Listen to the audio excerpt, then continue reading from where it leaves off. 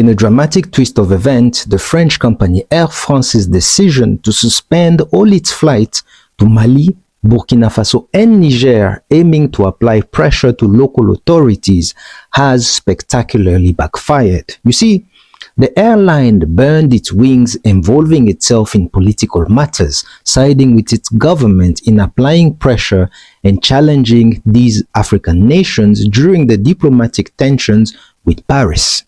But when the French company wanted to lift the ban and resume flights, these Sahel nations retaliated by revoking its clearance to fly to their countries. Basically, these countries said, "Where your madness ends, ours begins." And according to reports in 2023, the company recorded a staggering 65 million revenue loss compared to 134 million profits from the same period the previous year. Clearly, this wasn't volunteering or charity work, because the French company was generously benefiting from flying to these countries, but they chose to shoot themselves in the legs. Why? I don't know. Meanwhile, their competitors who didn't get involved in these political matters are enjoying the fruits of their silence. You see, in my village they say, if your throat can swallow a knife, then your backside must begins to wonder how to expel it. Now the French carrier is scrambling to mend fences, and this week alone the CEO emphasized the critical importance of the Malian market to the group.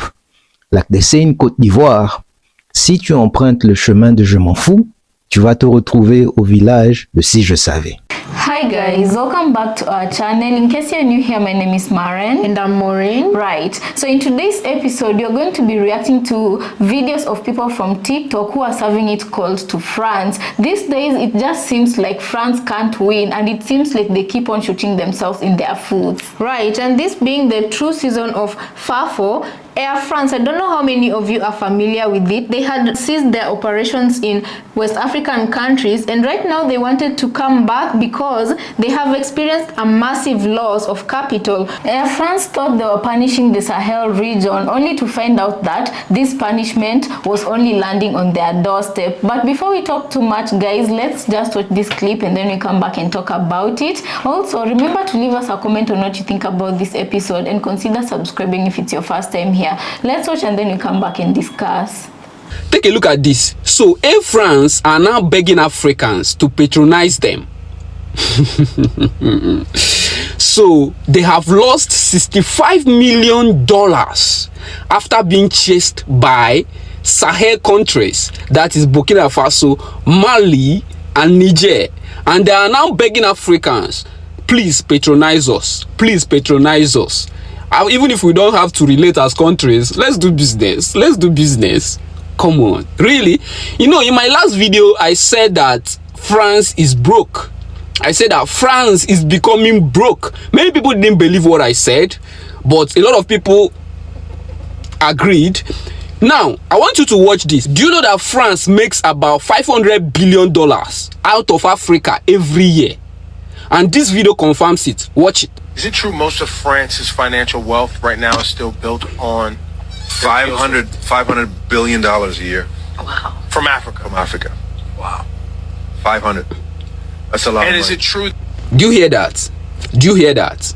Now, you see, France, that's why France is doing everything so that they can retain their position in Africa.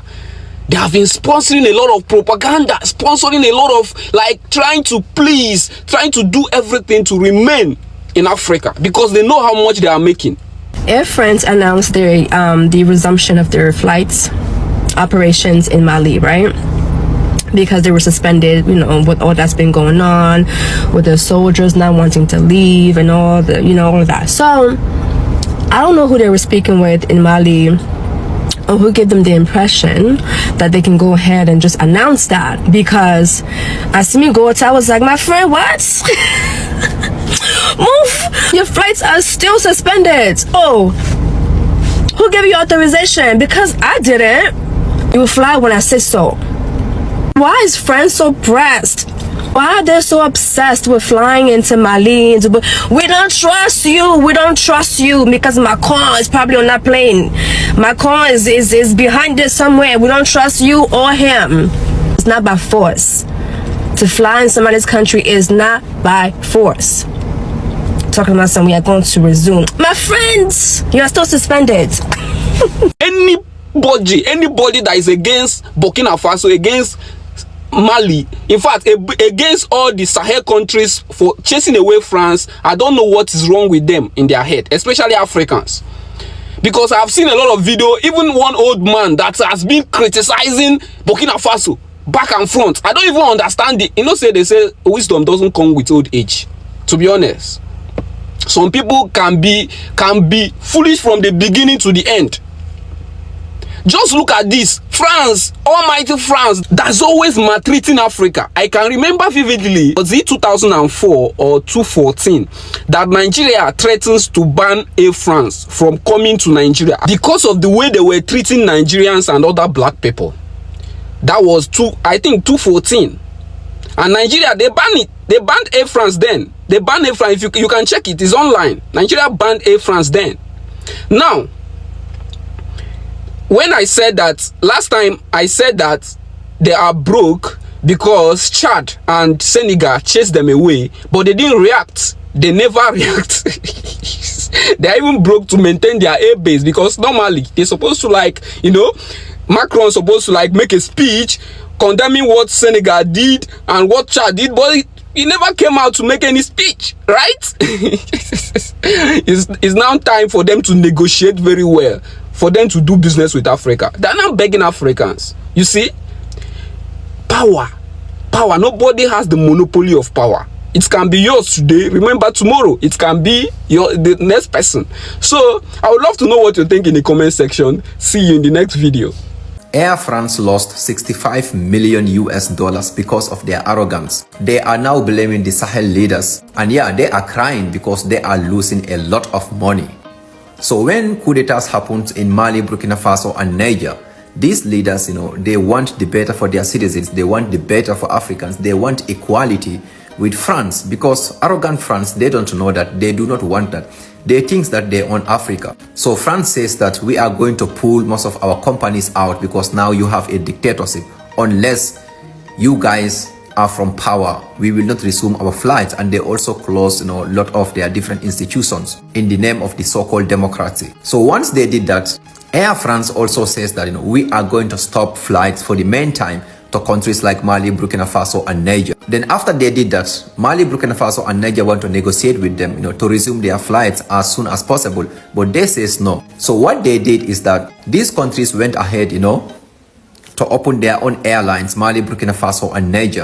So after they did that, you know, Air France want to resume their flights, and Mali, Burkina Faso and Niger says no, we ban you. You cannot come here. They chase them away because of their arrogance, because they are the first who said we are going to stop coming here because you have a dictatorship, when in fact they are only against the imperialism in Africa. When France thinks that it owns all of these countries, they are colonies till today. So yeah, those countries or the Sahel regions, they chase Air France away, and today they lost more than $65 million today. Guess who is crying right now? Air France is crying because they are trying to resume their flights in the Sahel regions, Mali, Burkina Faso and Niger, and those countries says nope, we don't want you here. They have their own airlines, you know, and those ones are really working well. Guys, you see, all these sanctions or all these so-called, you know, institutions that we are going to ban you, we are going to sanction you, it only works if you have a weak leadership in a country. Because if you have a great leadership, even though we are small countries, you know, but the leaders knows that, okay, I am going to reduce my own salary. I am going to reduce the salaries from the ministers. This money, we can invest it in somewhere to build schools, you know, to build companies so that our people can develop. But this sanction will work if we have a leader who doesn't know anything. These sanctions will work, but with a great leader, they will never work. Because there is a saying is that cut your clothes according to your size. For instance, we are a poor country. 90% of our population are poor, but leaders are receiving $1 million salary a month. You see, that is a catastrophe for the whole nation. Instead, if you have great leaders, they will choose to only have $500. That All that money, they can just combine it together to build companies so that people will work. Now, these sanctions are not going to work, and this is what these leaders are doing in the Sahel regions. And today, they are crying just like babies, Air France and other French companies as well. And hopefully that Sahel regions, they are going to kick all of the imperial companies out who do not want to respect the rules and the laws of the Africans and various countries in Africa. And yeah, long life to these leaders here, because they are the true leaders currently in Africa. But let me know in the comments, what do you guys think? Should they allow Air France to resume their flights in Mali, Niger, and Burkina Faso, or should they ban them for life? Let me know in the comments, please. If you're planning to travel from Accra to Paris or Paris to Accra, I have news for you. Air France is cancelling their Paris-Accra route. This route, which was originally paired with Ouagadougou, has been serving Accra directly ever since the airline stopped flying to Mali, Niger, and Burkina Faso, alliance of the Sahel states. After October 25th this year, there will be no more flight from Paris to Accra with Air France. Yep, the last flight is scheduled for that date. So if you have plans, you might want to book soon. Things are shifting in West Africa, and it's changing airlines routes too. So keep this in mind when planning your next trip. So guys, welcome back. For a long time, it always seemed that right now a lot of things are getting exposed, and it might seem that France is really slowly losing its economic structure, because of the countries in Africa, or should we say the former colonies he used to have in Africa. They're losing that. So it's not really looking good for France right now, and it's not even looking good more so for their President Macron. Right. And as someone said in some of these clips, a long time ago, maybe if sanctions worked, this is because West Africa had very weak leaders. But right now with Burkina Faso and people like Traore in power, France and the Air France, they thought that sanctioning these people or stopping the activities in the Sahel region would work this time, only for them to receive a shocker by realizing Sahel region could still go on without them, and they're the ones who are losing money because they don't have operations in the Sahel region. Yeah, and this is very classic, because what this just exposed is that how such kind of people, these colonizers, they have that ability to make someone feel very useless, to make someone feel like they are benefiting more by when they maintain good relationships with their countries. On the other hand, it is them who are benefiting. Look at the amount of money Air France alone has lost by trying to punish the Sahel region. Yeah, and I actually do agree with some of the speakers in this video that if Air France is ever to go back to the Sahel region, I hope they're gonna go back with a tantalizing offer, and also an offer that will also help the Burkinabe people, because if not, why else would they go and keep profiting from the Burkinabe people? Yeah, it's just so beautiful how these Sahel region countries were like, you want to sanction us, you want to not do business with us, it's fine. And they let them do their thing, only for them to realize they're losing. Can you imagine coming back with your tail between your legs and you're like, yeah, we're ready to do business with you, acting all important, only for you to be told, don't shut, go back to your country. Yeah, and the funniest thing is that when they thought they were resuming activities in the Sahel region, they came out to announce this update, without, I don't know if they communicated with the relevant authorities in the Sahel region, only for them to be flagged down. That's a clear indication of you don't run things anymore, you don't run the show, we do, Right. And I feel like for a lot of African countries, if a lot of African countries had the same spirit the Sahel region does, like Africa would literally rise, and very quick. Right. Imagine if you can manage to kick one company out because they decided to meddle in, to your political affairs. And they're a big company, they're not just a $1 company or whatever. So for you to beg to go back into that region that you keep on calling poor, the region that you keep on talking about how they don't have this and that, then why do you want their money? Why do you want their money? Right. I just hope and pray that other African countries, when it comes to better economic negotiations, they can follow the Sahel region's footsteps. steps, because Africa really has a lot to offer, and they can achieve their full potential just as soon as they realize just the power they hold. But for them to stand on business, I feel like, as one of the speakers said, you'd first need to have a strong leader, and that is something that Africa is lacking right now. Imagine how many leaders in Africa would do what Traore did and slash their salary, their income, and into a certain percentage, so that he can take the remaining and give it away for development and whatnot. In Africa, you have the kind of leaders who are very greedy. Yeah, instead of deducting their own salaries, because collectively those salaries, when you put all their salaries together, is a lot of money, can develop a country. It can even pay off a debt. You know, because here in Africa, what you find mostly,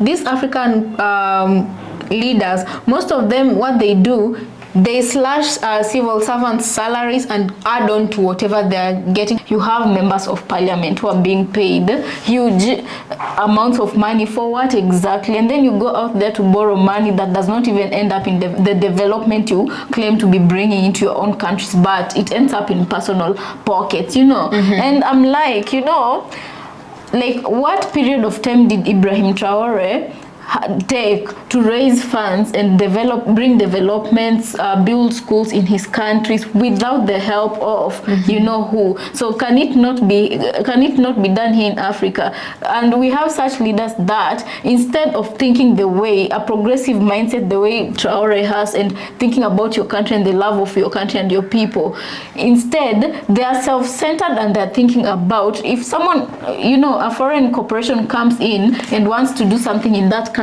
all it takes for them to do is just remove a certain brown envelope, and it's whatever you want to do, will be done. Exactly. Because the reasoning is, it's cheaper to pay that one corrupt leader, which it is, than, you know, just go through the proper channel and do the right thing, you know. Right. And you know, one thing I was thinking to myself, like, right now, I don't know if I'm the only one feeling this shift, but I feel like with the recent events that have happened between the West African regions and France, like right now, world leaders don't respect France the way they used to, because with the uprising in the West, it has really exposed the weak points of France.